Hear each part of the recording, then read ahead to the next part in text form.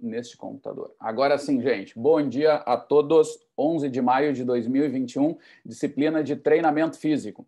Vamos lá. Se não me engano, é o último dia de aula. Um dia bastante especial, porque esse semestre foi muito especial, foi muito legal. Eu queria só registrar isso, né? E no final ali do tópico ou da aula, a gente fala mais um pouquinho dessa minha experiência que eu queria dividir com vocês. Mas vamos lá, vamos tocar o tópico especial de hoje, da minha parte, né, que é sobre...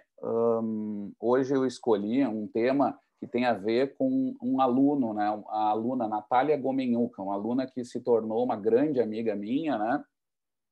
Eu sou o tio Tarta para os filhos dela, assim, então, dos meus primeiros alunos do pós-graduação, que eu tive o maior orgulho de orientar, e ela tem vários fatores que são muito legais, assim, ela foi mãe durante esse processo, a gente aprendeu numa época que não tinha tanta coisa estabelecida para isso, a gente teve a sensibilidade de poder se ajustar para essa situação, que era muito legal, e isso que muita gente vê como problema, na verdade, foi uma dádiva em vários sentidos, que eu vou dividir também com vocês isso, né? E conta um pouco da minha trajetória numa fase inicial, que é sempre difícil de um professor se estabelecendo como pesquisador, depois de ter seu doutorado. Assim, eu acho que é legal também de dividir isso com vocês, que nem tudo são flores, é difícil, e alguns alunos pagam o preço de ter esses professores jovens aí na orientação, e a Natália foi uma delas. Então, vou falar um pouquinho dela hoje e focado nos trabalhos dela, que envolvem mecânica energética de caminhada. Para quem tem interesse em treinamentos de resistência, é um assunto bem legal e a gente já falou ao longo do semestre algumas coisas, acho que vocês já estão um pouco mais acostumados do que o aluno médio da graduação. Quase sempre o aluno médio sabe pouquíssimo dessas coisas porque não é dado no currículo, né? Mas vocês não, eu já incomodei vocês bastante. Vamos lá. Olha só, gente, vou mostrar hoje, então, um trabalho que tem a ver com essa moça aqui, Natália Andrea Gomenhuca. O que acontece, pessoal? Ela... tem algo pessoal aqui, mas eu vou contar, não tem problema. Eu era casado com uma argentina, né? E essa moça, né? Ela acabou conhecendo uma outra argentina que tinha vindo estudar no Brasil, né? Tinha um casal muito jovem que tinha vindo para fazer o mestrado do marido em engenharia elétrica, né? E eles tinham grupos de argentino que até hoje se encontram aqui, se reúnem, eles bastante, que me fazia lembrar muito dos amigos do meu pai uruguai, quando a gente se escapou lá do Uruguai, veio aqui para o Brasil, né? Minha família. E então me fazia lembrar muito disso. Bom, o que acontece? Ela vem almoçar comigo, o casal esse, e a Natália era da educação física e vinha acompanhar o marido, e não sabia o que fazer, era formada e estava sem conseguir emprego, e aí eu comentei para ela, num desses almoços, olha, se tu quiser vir estudar com a gente, ela queria estudar outra coisa, era coisa de postura, né, saúde, postura, e ninguém abria a porta para ela, só recebia a porta fechada para querer estudar. Eu falei para ela, olha, eu tenho um computador sobrando, se tu gosta um pouquinho, eu tenho um par de ideias que eu trouxe da Itália, né? Eu terminei meu doutorado faz um ano, foi tudo muito rápido, né? Eu virei doutor, em questão de 6 meses eu estava orientando no mestrado, assim, foi tudo muita loucura. Eu recém tinha vindo da Itália também, minha vida estava bem atribulada. Eu disse, ó, tem um par de ideias que eu desenvolvi na Itália e eu queria tocar isso num mestrado, se tu quiser te preparar, né? Ela aceitou, resumindo, ela aceitou, ela tinha, como todo aluno da educação física, tinha um déficit da parte de matemática, física, que é normal, isso aconteceu comigo, né? Já cansei de dizer para vocês, né? Mas a gente tinha essa regra no grupo, né? Que no grupo aqui era todo mundo estudante e ninguém era gênio, né? Da lâmpada, então estava todo mundo pronto para aprender. Isso, ao mesmo tempo, acho que tirava um pouco a desculpa do tipo, isso eu não sei, isso eu não consigo. Né? Eu dizia, não, a gente consegue, porque o que eu já vi, a minha trajetória mesmo mostra disso. Um aluno que era muito ruim, quase rodando na cadeira de física do 2º grau, virou um professor de biomecânica. Então, depende do que tu faz sobre essa história que tu tem. E a Natália levou muito a sério, né? Tinha dificuldade do português, inclusive, até hoje ela arranha um portunhol que às vezes dói no ouvido de ouvir, uma queridona, né? Mas acontece isso. Mas ela enfrentou tudo, se preparou muito bem, e eu vou comentar um pouquinho para vocês, assim, um pouquinho dos produtos de uma aluna com esse perfil, né? Ela virou mãe rapidamente e inclusive teve problemas de gravidez, perdeu o filho, teve uma história muito difícil, e na segunda gravidez conseguiu. Teve o Zeke, né? O Ezequiel, que virou o nosso locoboy, que a gente diz, número 1, né? Todos os filhos que saem aí do grupo são os locogirls e locoboys, assim, né? Os menininhos aí que tem do grupo. Mas esse foi o primeiro que virou nosso xodó, né? Inclusive os bolsistas virou padrinho mesmo do Zeke, e tem uma relação muito estreita, né? E eu vou mostrar para vocês, gente, a Natália é da minha primeira geração, que eu tenho o maior orgulho, assim, porque era uma época que era, para mim, pessoalmente, mas eu acho que era da ESEF, era muito difícil publicar internacionalmente. Hoje a gente tem uma produção muito mais densa, algo muito mais que se vê possível, mas naquela época era mais difícil. E eu investi com ela a ideia de que demore o que demorar, nós vamos investir numa produção de qualidade. E sofremos por isso, né? Os artigos demoraram 5 anos, 6 anos para sair, com um trabalho intenso, né? Mas eu tive muito orgulho do que a gente fez, porque vejam só onde a gente publicou os primeiros trabalhos do grupo. Um recém-doutor, né? O primeiro trabalho dela saiu na Scandinavian Journal, que é uma das melhores revistas da nossa área, né? Especialmente de medicina do esporte. E a Natália conseguiu no mestrado dela dar uma mensagem sobre a locomoção geral, assim, que é um campo que eu digo que é mais de base, que eu já comentei para vocês, que é sobre essas adaptações de velocidade e carga, que já se sabia no plano, só que a gente adicionou a inclinação. Nós fizemos várias inclinações positivas, numa esteira que não funcionava bem, a gente queria estudar inclusive a negativa, mas a negativa não funcionou porque o motor simplesmente estourava, e a esteira nossa não era para ser inclinada, a gente botava tijolos e fazia as medições com régua e trigonometria para saber qual era a inclinação dessa esteira, né? Muito precária, mas conseguimos fazer análise no plano inclinado, positivo. E a Natália conseguiu dar, gente, os padrões energéticos gerais de caminhar com carga nas inclinações. Então, modificando 3 coisas, era velocidade, carga e inclinação, né? 3 restrições ambientais ou de tarefa bem interessantes. E analisamos aspectos de economia, né, e de economia de caminhada e de eficiência. Aqui está no título mesmo, custo de transporte, que eu já comentei para vocês, é a variável-chave para descrever economia de locomoção, né, é o padrão ouro, digamos assim, de variável, né. Nós temos a velocidade ótima, que é a velocidade associada ao menor gasto energético, né, onde eu sou mais econômico, e o pêndulo invertido, que é o mecanismo que explica essa economia, né? Então, a gente foi analisar isso. Aqui tem alguns estudos. Por exemplo, essa figura aqui eu acho uma obra de arte, à direita, figura tridimensional, onde eu tenho custo, tenho velocidade e tenho inclinação, né? E ele mostra aqui, na situação com carga, que a locomoção com o gasto de energia ele aumenta em relação a uma situação sem carga, né?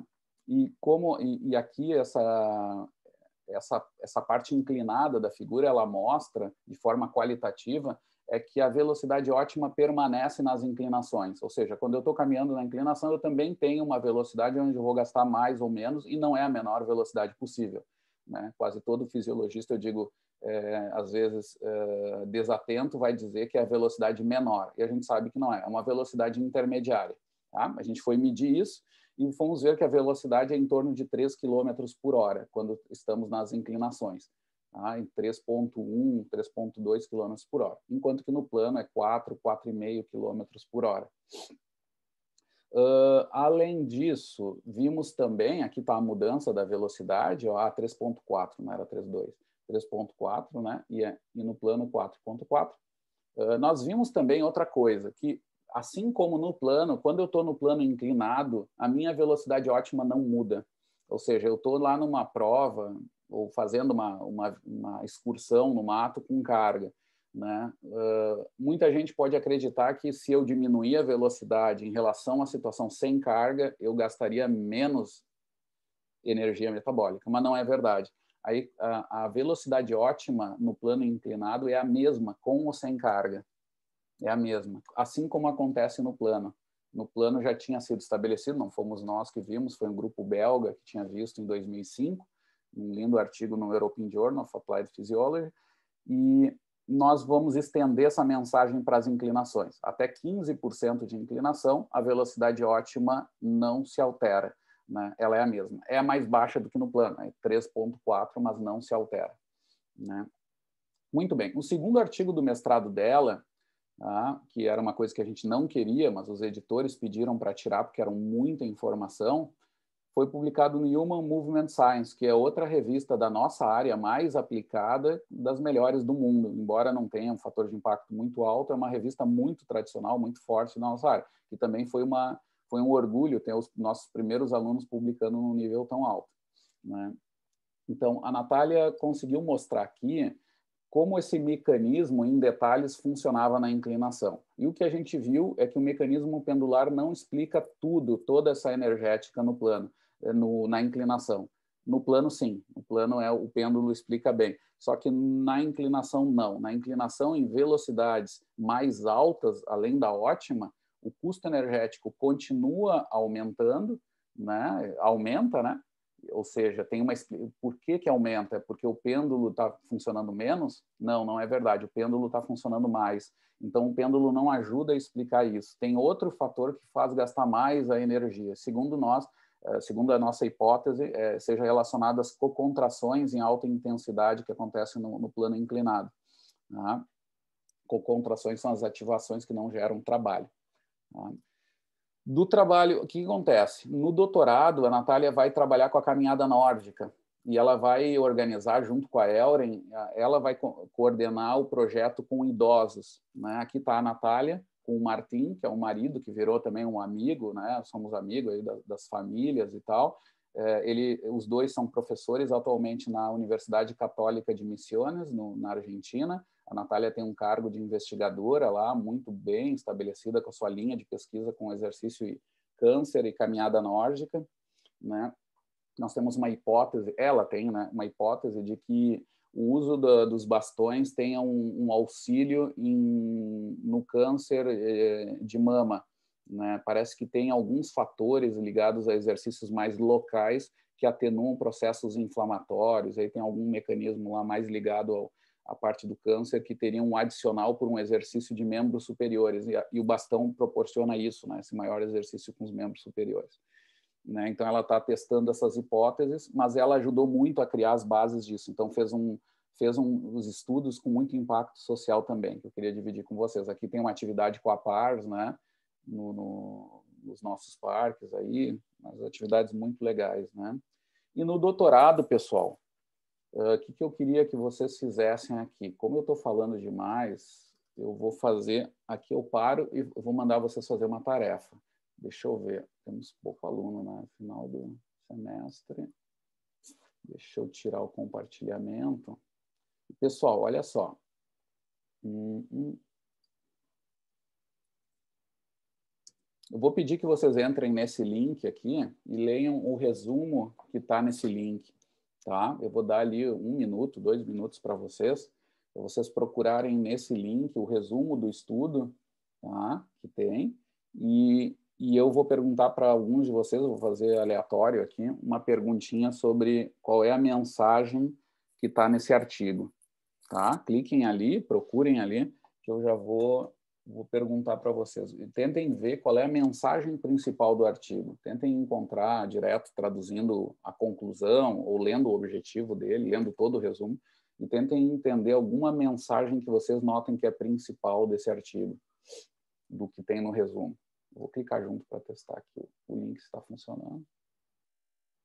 Tá, aqui já tem o abstract. Se quiserem, baixem o PDF. Tá? Acho que eu vou pedir para vocês depois para fazerem mais alguma busca desse artigo.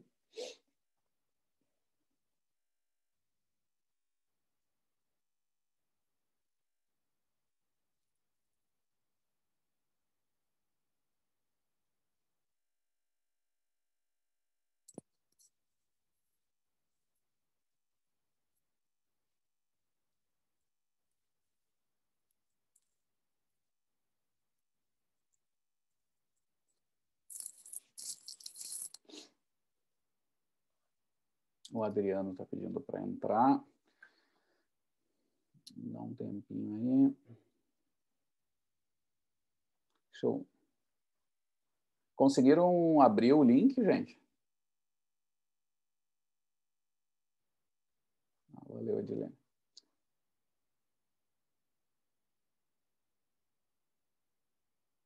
Neilson, tá por aí? Não. Dá um ok aqui, Neilson, a Mari. Adriano, olha só, botei num link aqui no chat. Deixa eu ver se eu boto de novo, se caso tu não tenha saído, tenha perdido. Um link no ResearchGate de um artigo que eu quero que vocês leiam rapidamente o resumo ou a conclusão do estudo e me digam o que vocês concluem, o que tiram como mensagem principal desse artigo, né? Tá? Eu vou perguntar para outro. Neilson já deu um oi aí. Fábio, por exemplo, mesmo que se não puder abrir o microfone, digita para nós aí o que tu viu de mensagem principal desse artigo. Na última aula eu faço esse testezinho nessa cana.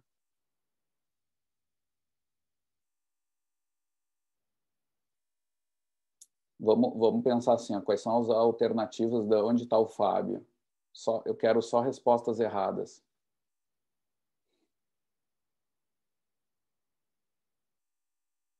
Fábio deve estar vendo Chaves na TV. Não, isso não se faz mais, né? Nem tem mais.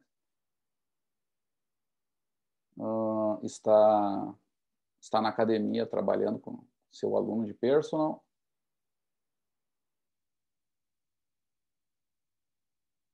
Está fazendo um curso de coaching quântico. Ó, apareceu o Fábio. Antes que a gente deixe a orelha dele mais quente, ele apareceu. Fábio, consegue abrir o microfone aí, cara? Conseguiu ler alguma coisa do artigo? Consigo. Eu estava lendo ainda, professor. Tá, quer um pouquinho mais de tempo? Isso, pode ser. Tá.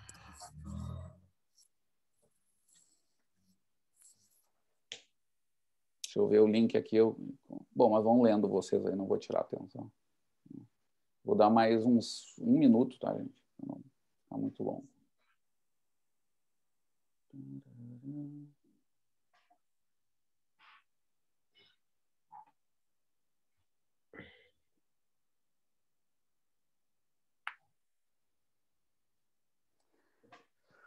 Ai, ai, ai, ai, ai. Mari e Edilene conseguiram já ter uma ideia? Já? Então tá, vamos por vocês aí. Mari, me diz aí o que tu viu de conclusão. Ou mensagem. Um pouquinho. Conclusão? Que todos os treinamentos melhoraram na economia, funcionalidade, né?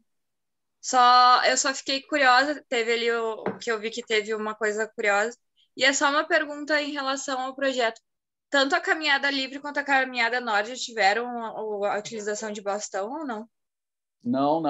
O termo, isso, caminhada livre, significa que é sem bastão. Esse que era o diferencial. É que no resuminho ali inicial ele fala sobre o uso de bastão, né? Isso, era exatamente isso. A questão de estudo nosso era ver se o uso de bastões adicionaria ganhos sobre várias coisas, sobre a mecânica, energética de caminhada em relação à caminhada livre. E aí nós controlamos bem a fisiologia, toda a carga de treino, né?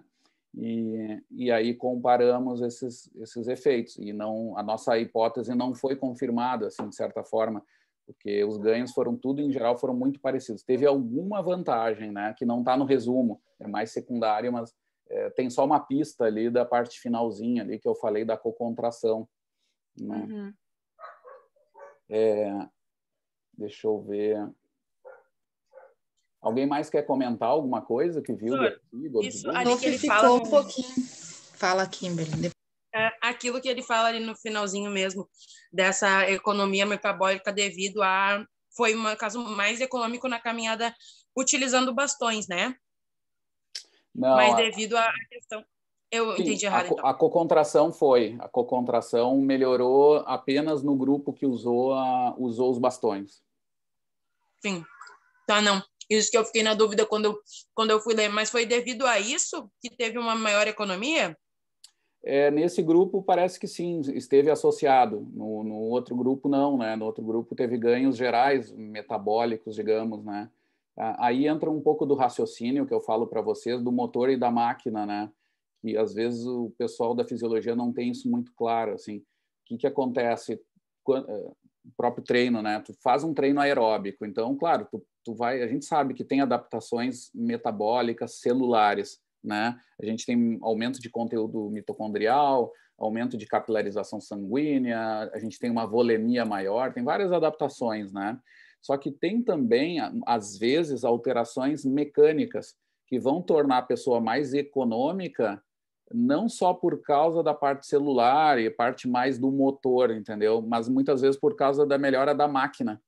E nesse caso, com o uso de bastões, parece que tem isso também, né? Tá adicionado esse elemento que a caminhada livre não fez, né? E até assim, agora dando detalhe, uma das mensagens mais legais desse artigo é que usando os bastões, os idosos que treinaram com bastão aumentaram a ação de braços. E a gente sabe que esse é um problema de marcha, eles vão se tornando mais, pela estabilidade, eles fazem passinhos mais curtos, né? E com menos oscilação. E isso não ajuda eles tanto para equilibrar e para fazer a mobilidade à frente, né? Com o bastão, eles aumentaram a ação de braços, então a gente poderia esperar que aumentasse o gasto de energia por usar braços, que não é diretamente relacionado à potência, mas, ao contrário, eles movimentaram mais braço com menor ativação muscular. Essa que é a vantagem mecânica de se treinar com bastões, digamos. Isso caminhando livre tu não tem, né? Tu não tem esse adicional de melhora. Então, o que a gente diz? Que não é que sirva para todos, sempre obrigatório, não é isso. Mas para alunos idosos que têm uma ação de braços mais prejudicado, e às vezes a gente vê o envelhecimento é individualizado, né? Tem alguns que sofrem mais em algumas coisas e outras. Nesse grupo parece ser interessante adicionar bastões a mais ainda, né? Fora os ganhos gerais mesmo que se tem, né? Lembrando que a cocontração é aquele padrão de ativação de músculos antagonistas que não geram trabalho, né? São anulados, é uma ativação que se anula com seu antagonista, digamos, né? Ele serve para estabilidade articular, etc. O que acontece com os idosos? A gente viu com os bastões, né? Os idosos usando bastões, parece que eles tornam a ação de braços com melhor controle motor, né? Por causa desses ajustes aí, biomecânicos e neurais, né? Neuromusculares.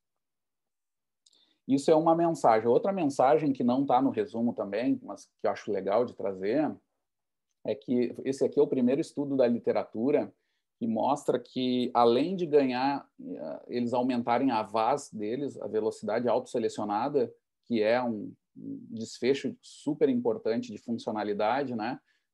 Eles aumentaram em torno de 0,5 km por hora, né? Os dois grupos de forma semelhante.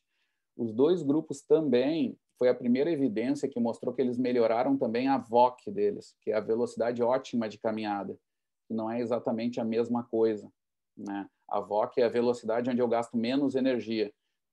E isso quase sempre foi dito que é um parâmetro semelhante. Vou mostrar para vocês aqui um estudo, uma figura que mostra isso. Eu dei uma palestra ontem para o pessoal da Unesp de Bauru, que traz essa mensagem aqui.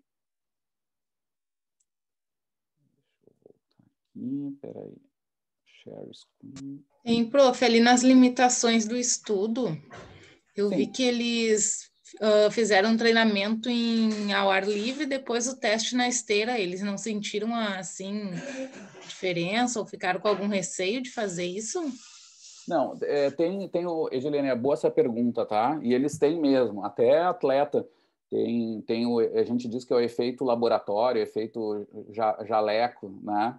Tá? Eles têm isso. Então a gente faz antes uma familiarização com eles, tá? Geralmente tem uma visita que é só para isso. Eles ficam lá 15 minutos, 20 minutos, se adaptando à esteira para se sentirem bem, se sentirem mais tranquilos. E antes do aquecimento, a gente tem também alguns marcadores para ver isso. E tem um que é muito qualitativo, que é ver se eles estão se sentindo bem. E outros são marcadores fisiológicos.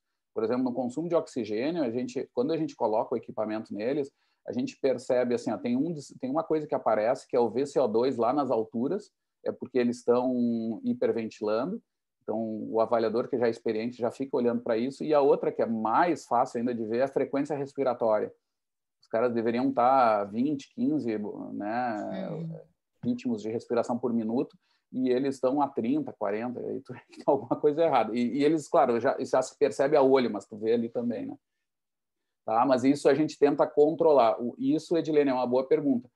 O que acontece? Todas as avaliações foram na esteira e sem bastões. Então, a gente avaliou o que seria funcional para eles. Claro, quem treinou com bastões foi um pouco prejudicado nessa avaliação, porque se treinaram de um jeito e avaliou de outro. Mas tudo bem, a gente queria ver era exatamente como é que eles iam transportar isso para o dia a dia deles, que geralmente é sem bastão. Tá? E aí, era essa a minha dúvida, se eles usaram o bastão também na esteira, eu fiquei meio confusa ali. Bastão, tá? Pela Legal. questão da funcionalidade. E, na real, não é bem isso. A gente queria testar também com bastão, mas as nossas esteiras aqui, que a gente tem na URGS, não permitem os testes com bastão. É muito difícil. É muito difícil coordenar os bastões, porque a esteira é curtinha. Diferente lá da Itália, onde fazia estudos, que era a esteira de 4 metros por 5, né? Que aí é como caminhar na rua, assim, quase.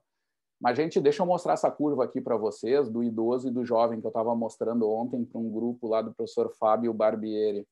Olha só, aqui está o custo energético, tá? O que a gente viu? Que o idoso, essa curva aqui, em cor, sei lá, burro quando foge, a cor azul, vou chamar, o custo diminuiu com o treinamento. Só que a gente viu outra coisa além disso. A gente teve a primeira evidência que a gente encontra na literatura, até onde a gente sabe, né?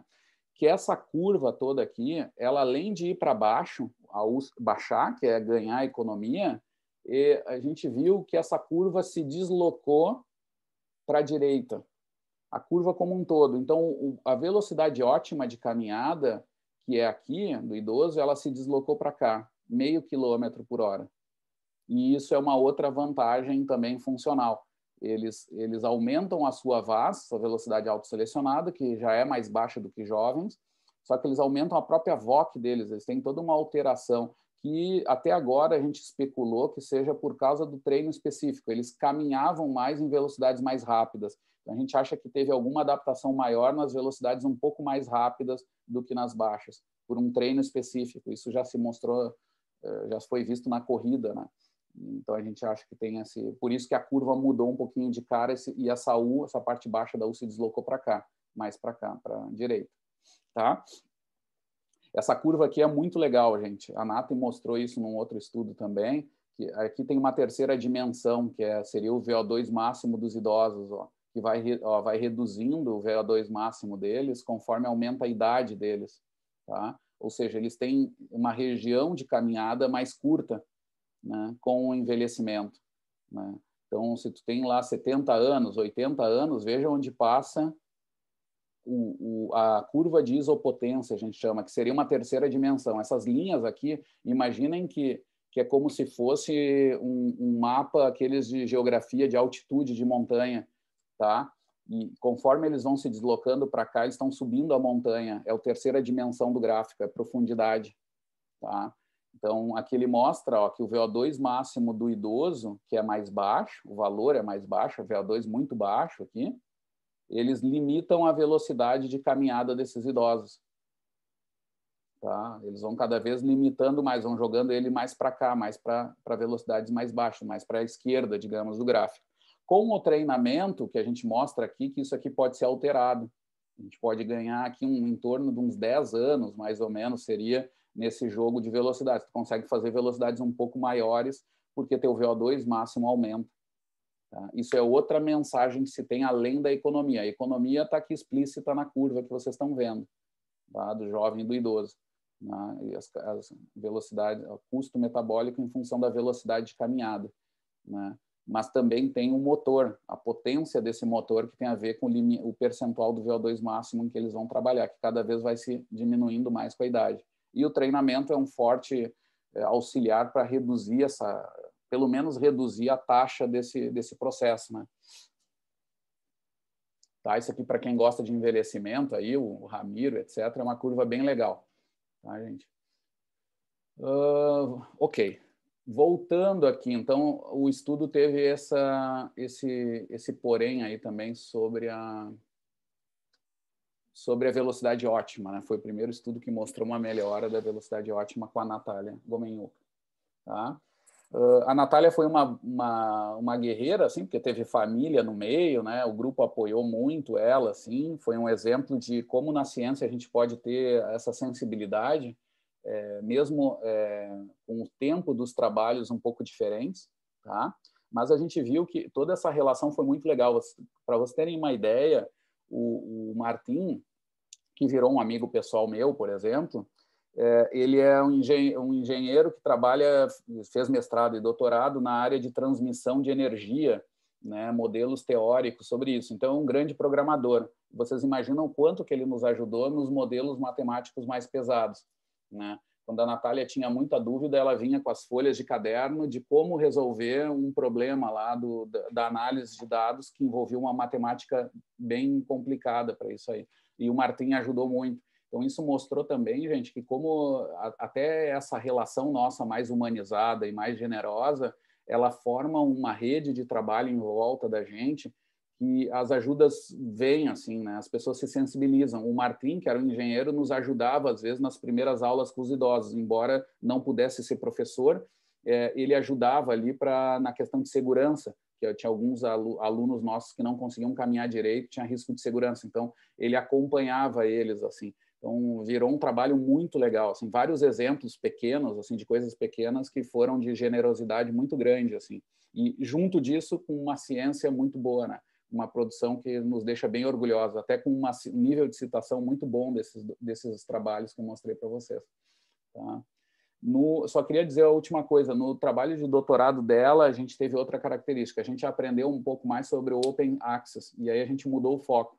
Nós decidimos não mandar para as revistas tão tradicionais e focar nas revistas que tinham uma divulgação gratuita, tá? E a gente conseguiu isso. As revistas elas têm muito menos tradição e o fator de impacto mais baixo, mas a gente fica muito feliz que quando foi publicado estava com acesso para todo mundo. Embora hoje eu tenha uma certa crítica também dessas revistas, né? Elas foram tomadas por grandes corporações que também cobram muito dinheiro dos pesquisadores. Mas vou falar para vocês, a revista, esse artigo que eu falei para que vocês baixaram agora, que é a revista irmã do Sports Medicine, eles nos cobraram zero valor, né? Eu justifiquei para eles nossos problemas econômicos e eles nos deram um waiver total, que a gente chama de desconto total, né? Então, é uma revista que foi sensível também para a condição do pesquisador. Tem gente que fica criticando o Open Access, às vezes, sem conhecer direito, porque tem algumas revistas que dão, que são sensíveis, né, para o pesquisador. E a vantagem é que o acesso é livre, né? No dia que está publicado, a gente tem acesso. Não que nem as anteriores que eu falei ali, que são mais difíceis, né? Tem umas que são bem, bem difíceis, né? Complicadas nisso. Então, esse é um problema também. Isso, inclusive, para a carreira, tá, gente? Eu estava conversando com um professor italiano que estava dizendo isso. O aluno novo tem que lembrar também que esses artigos que vão ter maior divulgação também vão já tem estudos mostrando que tem mais citação. Então, isso vocês têm que pensar também na carreira de vocês, que vão precisar desses números, né? Muito bem, gente. Está feito. Está dado o recado aí geral, uma história da Nath, que é muito legal, uma irmã que eu ganhei, uma amiga assim do coração, da família toda. Estou louco para ir lá para Posadas, ela está na cidade de Posadas, que é a capital de Misiones, né? Para conhecer lá a casa dela e mantemos a colaboração, temos projetos em comum, que é muito legal de ver isso também. A gente mantém através de um motivo que é muito forte, que é a amizade e a vontade de estudar coisas parecidas, né?